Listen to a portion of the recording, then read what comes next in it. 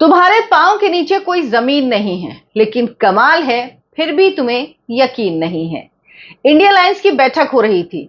India alliance की बैठक जैसे ही खत्म हुई, एक प्रेस कॉन्फ्रेंस हुई, उसके बाद दूसरी खबर जो उसके तुरंत बाद आई, वो सुन के इंडिया अलायंस में जितने लोग हैं, जितने सदस्य इस वक्त बचे, जितने दल बचे हैं, वो ममता बनर्जी से यही कह रहे होंगे कि आपके पैरों के नीचे जमीन खिसक गई और आपको पता ही नहीं। आप सोनिया गांधी के बगल में बैठी हुई थी, आपको लग रहा था कि आपके पास 42 सांसद हैं, 29 लोकसभा के और 13 विधानसभा के, लेकिन दरअसल वो रही नहीं गए हैं और आपको पता नहीं था। इंडिया अलायंस की बैठक में क्या हुआ, जो 5 पॉइंट्स निकल के आए, जिन 5 पॉइंट्स पे चर्चा हुई, वो आप सुनेंगे तो आपको लगेगा ये लोग क्या कर रहे हैं। 2.5 साल बाद मिले, इतना माहौल बनाया और टाइम फिच कुछ भी नहीं।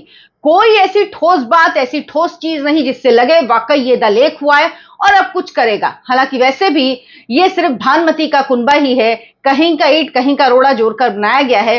पूरी खबर विस्तार से आपको बताऊंगी और बहुत दिलचस्प डेवलपमेंट्स हैं इसमें, जरूर सुनिएगा। और साथ में आपको बताऊंगी कि ममता बनर्जी और इंडिया अलायंस अब दोनों का भविष्य किस तरह से एक नजर आ रहा है। नमस्कार, बहुत बहुत स्वागत है आपका। आप देखना शुरू कर चुके हैं आयन भारत। आपके साथ मैं हूं डॉक्टर अर्चना सिंह। आपसे गुजारिश है, अगर आप अभी तक मेरे चैनल को देख रहे हैं तो प्लीज इसे आप सब्सक्राइब जरूर कीजिए। आपके सब्सक्राइब करने से हमें बहुत मदद मिलती है और ज्यादा मेहनत करके हम बेहतरीन वीडियो आपके लिए बना पाते हैं। दरअसल इंडिया अलायंस की आज बैठक हुई। 37 पार्टियां थी इसमें, लेकिन अब 25 पार्टियां कहा गया शामिल। हालांकि मेरे हिसाब से 24 ही हुई हैं, आपको आगे बताऊंगी। लेकिन इस बैठक से जो कॉन्स्टिट्यूशन क्लब में हो रही थी, इससे तकरीबन 1 किलोमीटर की दूरी पर, 6 से 7 मिनट की दूरी पर एक और बैठक हो रही थी और उस बैठक ने ममता बनर्जी के पैरों के नीचे की जमीन खींच ली और पूरा का पूरा इंडिया अलायंस सख्ते में आ गया। राहुल गांधी के साथ उसके पहले ही कांड हो चुका था। सुबह उनके नाम के बड़े बड़े पोस्टर दिल्ली में चारों तरफ लगे हुए थे और ये अलग अलग पार्टी के नेता, जो इंडिया अलायंस की पार्टी के नेता हैं, उनकी तरफ से पोस्टर लगाए गए थे। मतलब किसी और ने लगाए होंगे, लेकिन उनकी तरफ से लगाए गए थे, जिसमें ममता बनर्जी की तरफ से कहा गया था अगर कांग्रेस इंडी ब्लॉक नहीं चला सकती तो मैं इसे चला सकती हूं। शरद पवार की तरफ से लगाए गए अरविंद की राहुल गांधी में कंसिस्टेंसी की कमी है। अरविंद केजरीवाल की तरफ से लगाया गया लोग कहते हैं हम कांग्रेस को कमजोर कर रहे हैं। भला मैं कांग्रेस को कमजोर क्यों करूंगा, राहुल गांधी खुद अकेले ही इस काम को बहुत अच्छे से करते हैं।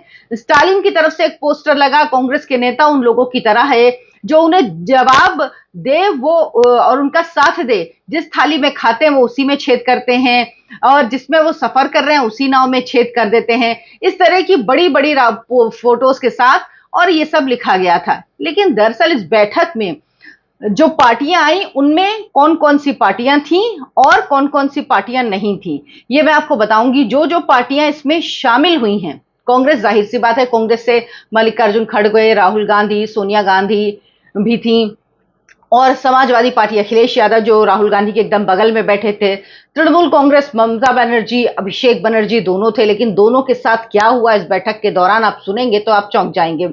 आरजेडी से तेजस्वी यादव थे, नेशनल कॉन्फ्रेंस से उमर अब्दुल्ला थे, पीडीपी से महबूबा मुफ्ती थी, झारखंड मुक्ति मोर्चा, सबसे बड़ी बात है झारखंड मुक्ति मोर्चा के हेमंत सोरेन नहीं आए। उन्होंने अपनी जगह अपनी ही पार्टी के एक नेता को भेजा, लेकिन वो खुद नहीं आए। तो सवाल उठ रहा है कि आखिर क्यों नहीं आए। इसके अलावा जो शिवसेना है उसके उद्धव ठाकरे वो भी नहीं आए। तो ये दोनों नहीं आए और आखिर में क्या कहा गया कि ये दोनों जो हैं वो ऑनलाइन जुड़े थे इस बैठक में। अब इसका क्या मतलब होता है ऑनलाइन जुड़ने का?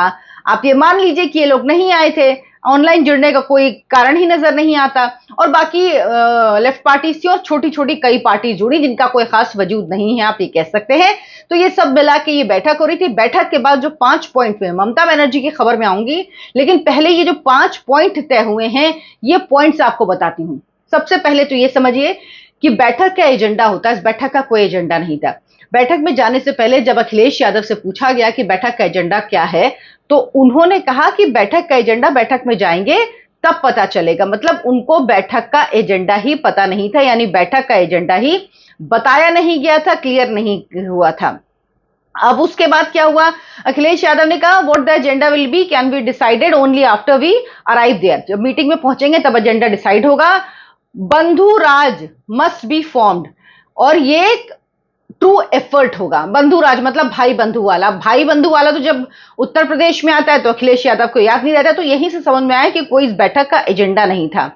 अब जो 5 पॉइंट्स हैं सुनिए, एसआईआर, मतदाता सूची में शुद्धिकरण हुआ है, वोट की लूट हुई है, इसे लेकर जो चीफ जस्टिस ऑफ इंडिया हैं उनको एक पत्र सौंपेगा या इंडिया अलायंस। अब बताइए इसका क्या मतलब है, क्या मतलब है?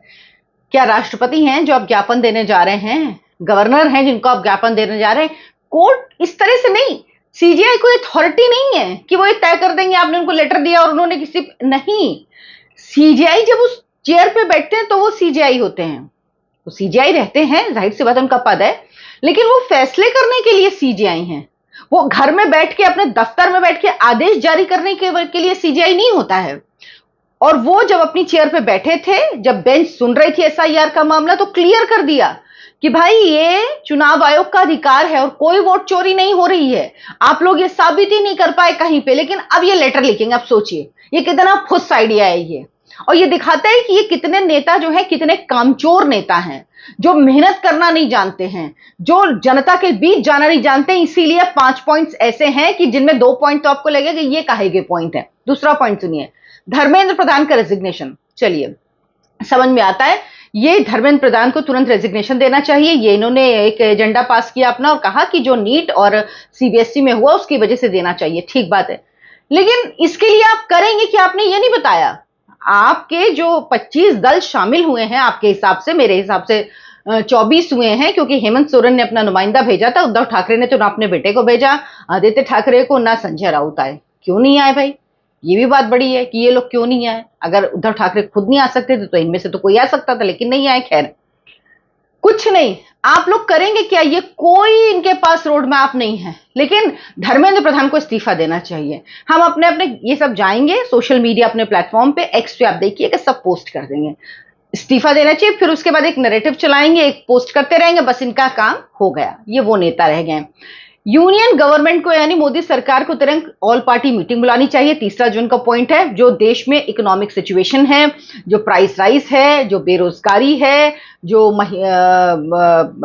किसानों की स्थिति है, जो अत्याचार हो रहा है लोगों पे, जनता से जुड़े अन्य महत्वपूर्ण मुद्दों पर एक बैठक बुलानी चाहिए।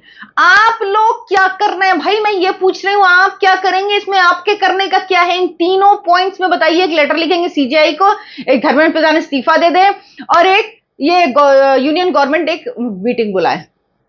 आप क्या करेंगे?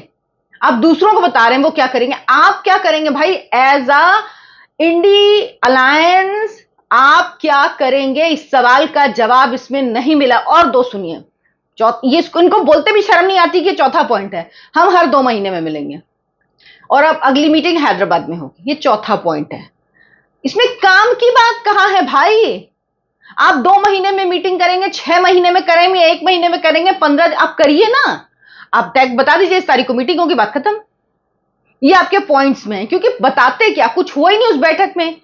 उसके बाद पार्लियामेंट्री सत्र के दौरान जो ये होता है, वैसे भी जो ये सारे दल हैं इंडी ब्लॉक के, ये सारे एलओपी के कमरे में जाके पहले सुबह मीटिंग करेंगे। ये सामान्यता भी होता है, इसमें कोई नई चीज नहीं है। हाँ, पहले टीएमसी नहीं जाती थी, वो नाराज रहती थी, वो साथ में नहीं आते थे इन लोगों के, कांग्रेस पार्टी के, तो वो नहीं जाते थे। जो नाराज होते हैं वो नहीं जाते, वरना सामान्यता तो जब कोई मुद्दा होता है, किसी विषय पर चर्चा होनी होती है, कोई बिल आना होता है, कुछ ऐसा होता तो जाते ही हैं। तो ये 2 पॉइंट्स तो यूजलेस है, बाकी पॉइंट्स का भी कोई सेंस नहीं बनता। आपने एक बार कहा कि हम धर्मेंद्र प्रधान का इस्तीफा मांगने के लिए पूरे देश में जहां जहां पे हमारी सरकारें हैं, रीजनल पार्टीज हैं, सब हम हर जगह जाके प्रदर्शन करेंगे, हर जगह अपने हर जिला मुख्यालयों में प्रदर्शन करेंगे। हम लोगों ने तय किया है देशव्यापी प्रदर्शन होगा। जब तक धर्मेंद्र प्रधान इस्तीफा नहीं देते तब तक प्रदर्शन होगा। कहा आपने? नहीं कहा। आपने कहा कि जो इकोनॉमिक सिचुएशन है इसके लिए हम सरकार को बताएंगे कि क्या क्या चीजें करनी है, ये हमारी सलाह है भाई, क्योंकि कुछ हो ही नहीं सकता, क्योंकि ये देश की प्रॉब्लम नहीं, अंतरराष्ट्रीय प्रॉब्लम है। ये युद्ध की वजह से हो रहा है, अंतरराष्ट्रीय स्थिति ऐसी है, अंतरराष्ट्रीय स्तर पे तो और भी ज्यादा स्थिति खराब है और देशों की। हमारे यहां तो प्रधानमंत्री नरेंद्र मोदी ने बहुत संभाला हुआ है फिर भी, लेकिन और आप देश देखेंगे तो वहां बहुत बुरी स्थिति है, और राहुल गांधी के मुंह से तो एक शब्द नहीं निकला। अब ये सब चीजें हैं, आप कुछ नहीं करते ना, आप इंडी ब्लॉक का नेता तय कर लेते हैं। राहुल गांधी को नेता कोई नहीं मानेगा, आप मेरी बात मान लीजिए। अभी भी जब कांग्रेस पार्टी इतनी मजबूत स्थिति में है, और इनके साथ कौन कौन आया मैंने आपको बताया, लेकिन कौन कौन नहीं आया। डीएमके साफ कह चुका था कि हमको इनके साथ नहीं आना है। आम आदमी पार्टी वैसे भी पहले ही कह चुकी कि हम इनके साथ नहीं है। मैंने आपको बताया शिवसेना से कोई आया नहीं। हेमंत सोरेन ने सरफराज अहमद को भेजा। आप टीएमसी, आरजेडी, डीएमके, एनसीपी और शिवसेना, इन्होंने जब से इस गठबंधन में आए ना, चुनाव हारे हैं।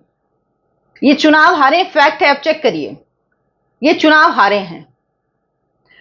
अखिलेश यादव, क्योंकि अभी उत्तर प्रदेश में चुनाव आने वाला है तो इसलिए अखिलेश यादव साथ में है, लेकिन आप ये समझिए कि ये पार्टियां, अब इनको समझ ही में नहीं आ रहा करना क्या है दरअसल, क्योंकि आप कोई रेजोल्यूशन ही नहीं बना पाए कि ये रेजोल्यूशन, ये 5 पॉइंट्स होते हैं आपके, ये आपने 5 पॉइंट तय किए हैं। आप क्या करेंगे? आप सरकार के खिलाफ लड़ने के लिए एक हुए ना, तो आप क्या करेंगे? 2.5 साल बाद बैठक हुई है, जनवरी 2024 में बैठक हुई थी, उसके बाद जून 2026 है। ये चुनाव के बाद, लोकसभा चुनाव के बाद बैठक होनी चाहिए थी, नहीं हुई। अब ममता बनर्जी की खबर पर आती हूं। इधर मल्लिकार्जुन खड़गे प्रेस कॉन्फ्रेंस कर रहे थे, उधर क्या हुआ, उधर खबर आ गई कि ममता बनर्जी के 20 सांसद लोकसभा के, उन्होंने चिट्ठी लिख दी और लोकसभा सेक्रेटरीट को वो संपर्क कर रहे हैं, सेक्रेटरी को, ताकि वो पत्र जमा कर पाए और ये कह पाए कि उनको एनडीए में शामिल किया जाए। 29 सांसद हैं, लेकिन एक की मृत्यु हो गई तो 28 बचे हैं, तो 2/3 का आंकड़ा 20 आराम से पार कर लेता है। 19, 18 से थोड़े ज्यादा होने चाहिए, यानी 19 और 20 में आंकड़ा ये आराम से पार हो जाता है। लेकिन अब एक चीज देखनी होगी कि ये लोग अलग गुट बना रहे हैं, तो जो दल बदल कानून है उसके तहत आप अगर 2/3 सांसद हैं तो आपको अपने आप को किसी पार्टी में विलय करना होता है। अगर आप टीएमसी छोड़ रहे हैं तो आपको किसी पार्टी में विलय करना होगा, आप अलग अपनी पार्टी नहीं बना सकते हैं। लेकिन ये लोग कह रहे हैं कि एनडीए में शामिल होंगे, तो मुझे नहीं पता किस तरह से कह रहे हैं, क्योंकि देखिए जो कोलकाता में हुआ, जो पश्चिम बंगाल में, वो विधायक 58 विधायक अलग हो चुके हैं, वो भी 2/3 हो चुका है, यानी 2/3। अब वो वाला फॉर्मूला हो सकता है जो शिवसेना के साथ हुआ था महाराष्ट्र में, एनसीपी के साथ हुआ था, कि आपके पास 2/3 है तो आप ही पार्टी हैं, हम ही मेन पार्टी हैं, जो दूसरा गुट है वो है ही नहीं। यानी फिर आपके पास चुनाव जो निशान है पार्टी का, वो झंडा, ये सब कुछ आपके पास आ जाता है, यानी पार्टी आपकी हो जाती, नाम, निशान और झंडा तीनों आपके पास आ जाएगा। ये स्थिति होती है। तो या तो ये होगा कि ये फिर क्लेम करेंगे कि हम ही टीएमसी हैं, क्योंकि वहां 58 हो चुके हैं, यहां 20 हो चुके हैं। राज्यसभा के एक सांसद हैं शुवेंदु शेखर, शायद शुवेंदु शेखर, उन्होंने भी छोड़ दिया, उन्होंने तो इस्तीफा दे दिया राज्यसभा से। राज्यसभा में 13 सांसद हैं टीएमसी के, तो उन्होंने इस्तीफा दे दिया है, 12 बचे हैं। तो ये थोड़ा सा ये थोड़ा टेक्निकल है कि अभी इस पे देखना होगा कि क्या होता है, क्योंकि मुझे भी अभी इसकी जानकारी नहीं है कि आप एक अलग गुट बना के अगर आप किसी गठबंधन में जाते हो तो क्या वो मान्य है, क्या विलय किसी गठबंधन के साथ मान्य है, क्योंकि गठबंधन के साथ पार्टियां जुड़ती हैं। आप किसी पार्टी में अपना विलय नहीं कर रहे हो, तो क्या यही है कि उसके बाद ये लोग, अब नेक्स्ट कदम यही होगा कि चुनाव आयोग में जाके कहेंगे कि भाई हम ही असली टीएमसी हैं, और इसी दिशा में उठाया गया ये कदम है। लेकिन ये सब कुछ कब हो रहा है? जब ममता बनर्जी दिल्ली में मौजूद है 2 दिन से, वो अपने सांसदों को फोन कर रहे हैं, सांसद उनका फोन नहीं उठा रहे हैं, उनका फोन स्विच ऑफ आ रहा है, कांटेक्ट में नहीं है। ममता बनर्जी सिर्फ, मेरे ख्याल में एक ही जानकारी आई थी कि कीर्ति आजाद मिलने गए थे, इसके अलावा कोई सांसद ममता बनर्जी से मिलने नहीं गया। आप सोचिए, ममता बनर्जी दिल्ली में है, ममता बनर्जी एक बैठक कर रही है, दूसरी बैठक वहां से 1 किलोमीटर दूर हो रही है, और उसके बाद जैसे ही बैठक खत्म होती, प्रेस कॉन्फ्रेंस होती मल्लिकार्जुन खड़गे की, ममता बनर्जी जो प्रेस कॉन्फ्रेंस में सबसे आगे बैठी थी, उसके बाद तुरंत ये खबर आ जाती है कि भाई 20 सांसद आपके चले गए। अब बताइए, जमीन नहीं है ना पैर के नीचे। राहुल गांधी को नेता, ये लोग अपना नेता नहीं चुन पाए हैं, ये लोग एजेंडा तय नहीं कर पाए हैं, ये लोग एक मंच पर आए हैं और देखिए क्या हालत हुई है। पहले जब ये साथ में थे तो इतनी बुरी स्थिति नहीं थी, तब डीएमके इनके साथ थी, आम आदमी पार्टी इनके साथ थी, और डीएमके का साथ हटना बहुत बड़ी घटना। और टीवी के विजय की पार्टी को कहा जा रहा था कि उनको ये अपने साथ लाएंगे, लेकिन विजय ने, ये कह रहे हैं कि इन्होंने इनवाइट नहीं किया, लेकिन विजय ने जुड़ने से इंडी ब्लॉक में मना कर दिया, इंडी अलायंस में मना कर दिया, इंडिया ब्लॉक में INDIA ब्लॉक में जुड़ने से मना कर दिया है। वो नहीं चाहते। वो क्यों? वो अभी अपनी राज्य की राजनीति कर रहे हैं। वो क्यों ऐसा दिखाएंगे कन्फ्रंटेशन वाला केंद्र सरकार से, मोदी सरकार से?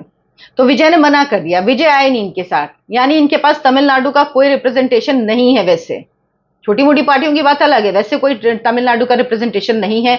और स्टालिन का जाना, डीएमके का जाना, समझ लीजिए जब जेडीयू सबसे पहले नीतीश कुमार ने ये कोशिश शुरू की थी, तो नीतीश कुमार के जेडीयू के जाने के बाद ये सबसे बड़ा झटका है। हालांकि मैं हमेशा कहती हूं अगर ये इंडिया अलायंस साथ होगा ना तो भी कुछ नहीं होना। क्या होगा आप बताइए?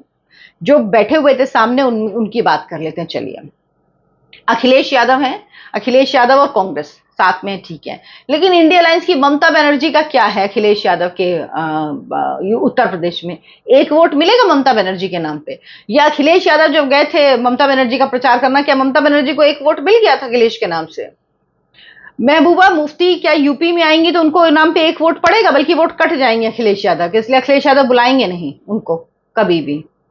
क्या आरजेडी के तेजस्वी यादव आएंगे तो कुछ वोट मिलेगा? अखिलेश यादव गए थे ना तेजस्वी के लिए चुनाव प्रचार करने, क्या हुआ? 25 सीटें आई हैं तेजस्वी यादव की। यानी सब जो पिछली बैठक थी उससे अब जितने ये नेता शामिल हुए सब कमजोर हो चुके हैं।